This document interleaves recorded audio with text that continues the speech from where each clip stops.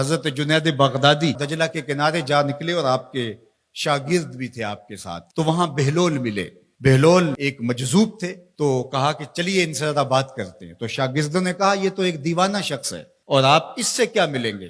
آپ اتنے پڑھے لکھے عالم اور اتنے بڑے فقیہ اور صوفی، اور ایک دیوانے شخص سے آپ ملیں گے؟ دنیا اس کو دیوانہ کہتی تھی، بہلول دیوانہ۔ لیکن سعدی بولے کہ سعدیہ نزدیک رائے عاشقاں، خلق مجنونند و مجنو عاقل است، کا اصل تو عاقل یہ لوگ ہیں۔ تو خیر حضرت جنید بغدادی گئے اور بہلول کو سلام کیا، کہا کہ آپ کون ہیں؟ تو کہا میں جنید بغدادی ہوں۔ تو کہا کیا کرتے ہو؟ کہا کہ میں پڑھنے پڑھانے کی ذمہ داریوں میں لگا ہوں۔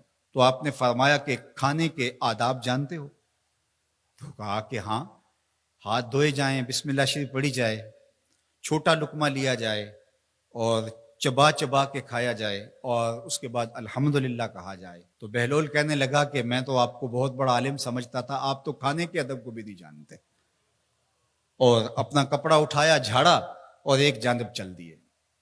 شاگردوں نے کہا ہم نے آپ کو کہا تھا کہ اس شخص کے پیچھے جانے کا کیا فائدہ، یہ تو دیوانہ شخص ہے۔ تو کہا نہیں میں اس کے پیچھے چلتا ہوں۔ پھر آپ اس کے پیچھے بھاگے۔ تو پھر بہلول نے پلٹ کے دیکھا، کہا کہ کون ہو؟ کہا کہ میں جنید ہوں، آپ کو ملنے آیا ہوں۔ تو آپ نے پھر ایک سوال کیا، گفتگو لمبی ہو جائے۔ تیسری مرتبہ بھی جب وہ اپنا دامن چھاڑ کے گزرے تو پھر آپ آگے بڑھے۔ انہوں نے پوچھا کون ہو؟ انہوں نے کہا کہ میں ایک عام سا شخص ہوں، تو آپ کے پاس جو ہے وہ سیکھنے آیا ہوں۔ تو کہا کہ میں نے تم سے پوچھا تھا کہ کھانے کے آداب کیا ہیں، تو تم نے یہ بتایا تھا۔ کہا جی میں نے تو یہی پڑھا ہے اور میں نے یہی بتایا ہے۔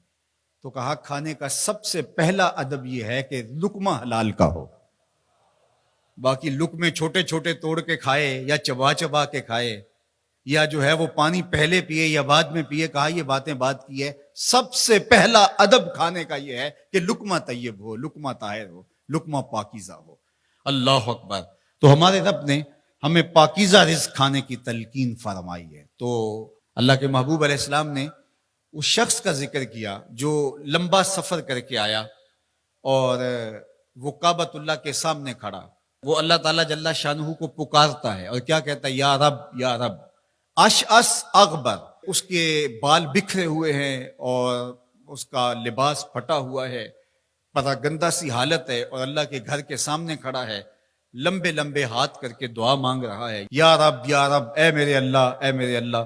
لیکن فرمایا وَمَطْعَمُهُ حَرَامٌ وَمَشْرَبُهُ حَرَامٌ وَمَلْبَسُهُ حَرَامٌ وَغُذِّيَ بِالْحَرَامِ فَأَنَّىٰ يُسْتَجَابُ لِذَٰلِكَ۔ فرمایا کہ اس نے جو کھایا ہے وہ حرام کا ہے، اس نے جو پیا ہے وہ حرام کا ہے، اس نے جو لباس پہنا ہے وہ حرام کا ہے۔ فرمایا اس کو جو غذا دی گئی ہے وہ غذا حرام کے مال سے اسے حاصل ہوئی تھی۔ فرمایا فَأَنَّىٰ يُسْتَجَابُ لِذَٰلِكَ۔ فرمایا مجھے بتاؤ کہ اس کی دعائیں کیسے قبول ہوں گی؟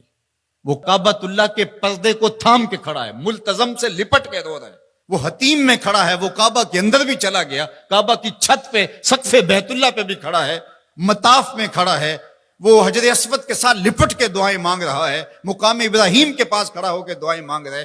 یمد یدہ ہے، اس کے ہاتھ لمبے لمبے ہیں، یا رب کے کلمات اس کی زبان پہ ہیں، اور اشعث اغبر، غبار آلودہ بکھرے ہوئے اس کے بال ہیں، اور حالت پراگندہ ہے کہ کسی کو گزرتے ہوئے بھی ترس آ جائے، اور اللہ کے گھر میں کھڑا ہے تو وہ کیوں نہیں معاف کرے گا؟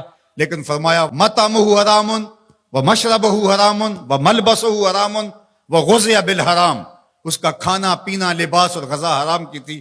فَأَنَّىٰ يُسْتَجَابُ لِذَٰلِكَ، اس کی دعائیں کیسے قبول ہوں گی؟ بلکہ علماء نے لکھا کہ جو شخص حرام کمائی کھاتا ہے اس کی اپنی دعائیں تو قبول نہیں ہوتی، نیک لوگوں کی دعاؤں سے بھی اس کا حصہ نکال دیا جاتا ہے۔ جب اللہ کے بندے اولیاء کاملین دعائیں مانگتے ہیں اور وہ پوری امت کے لیے، پوری قوم کے لیے مانگ رہے ہوتے ہیں، لیکن اس شخص کا حصہ نکال دیا جاتا ہے جس کا رزق پاکیزہ نہیں ہے۔ اس لیے رزق کی پاکیزگی یہ بہت اہم ہے۔ رومی علیہ الرحمہ فرماتے ہیں کہ اگر تمہارا رزق پاک ہوگا، تمہارا رزق ستھرا ہوگا، تمہارے سینے میں معرفت کا نور پیدا ہوگا، اور اگر تمہارے سینے میں غل، غش اور حسد، بغض، کینہ اور نفرتیں پیدا ہو رہی ہیں تو پھر تم غور کرو کہ تمہارے رزق میں کوئی مسئلہ ہے۔ تم کھاتے ہو، اس کے نتیجے کے اندر حسد پیدا ہو رہا ہے، بغض پیدا ہو رہا ہے، نفرت، سستی اور کاہلی اور عبادت سے دوری پیدا ہو رہی ہے۔ جو رزق حلال ہے وہ عبادت کے لیے تقویت پیدا کرتا ہے، وہ تمہیں سچائی کی زندگی گزارنے کی طرف راغب کرتا ہے۔ تو اہم ترین چیز جو ہے وہ رزق کی پاکیزگی ہے،